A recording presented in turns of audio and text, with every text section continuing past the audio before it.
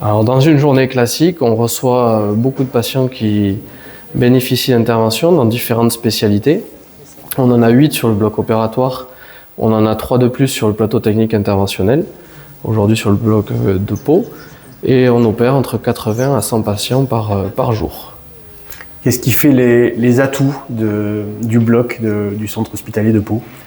La diversité des spécialités qu'on propose, la qualité des prestations au niveau du matériel, avec notamment le PTI qui a ouvert courant 2022, qui est à la pointe de la technologie, les différentes professions qui exercent sur le bloc opératoire, qui sont diversifiées et complémentaires. Depuis quelques mois, vous avez mis en place un robot Oui.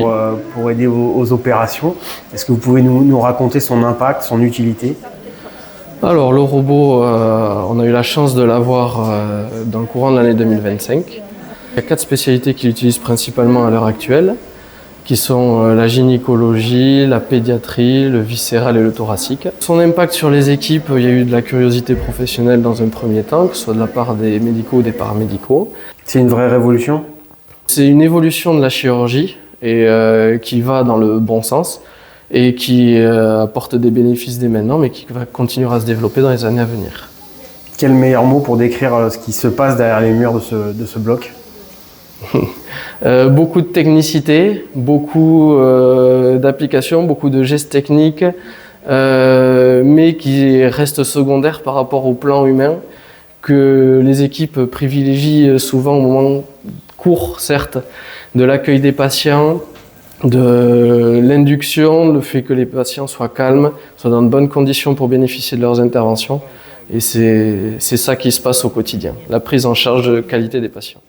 Depuis 2023, l'unité d'accueil pédiatrique pour enfants en danger offre aux enfants victimes de violences, maltraitance ou négligence un lieu unique de prise en charge au sein de l'hôpital de Pau. C'est un lieu pensé à la fois pour prodiguer des soins et prendre en charge les victimes d'un point de vue judiciaire. Un lieu unique et de référence. L'unité ouvre ses portes en grand à tout type de profil. Enfants adressés par des professionnels de santé, victimes de violences graves de tout type, maltraitance, négligence, mais aussi ceux témoins de violences conjugales ou de maltraitance sur d'autres membres de la fratrie. Ici, on soigne à travers des signaux et un message.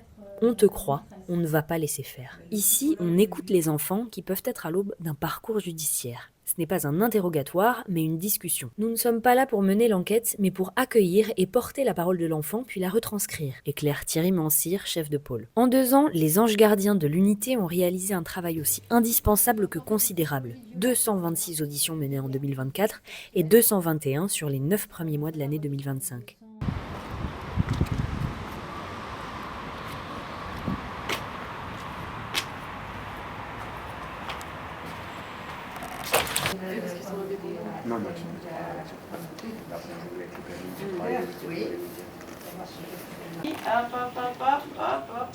On va y aller. C'est bien, Daniel. C'est le sucré, là où les pommes. Ok, ça marche. Merci beaucoup. Regarde, comme ça. Ouais. Si vous voulez dormir, mettez-vous sur le côté. D'accord ?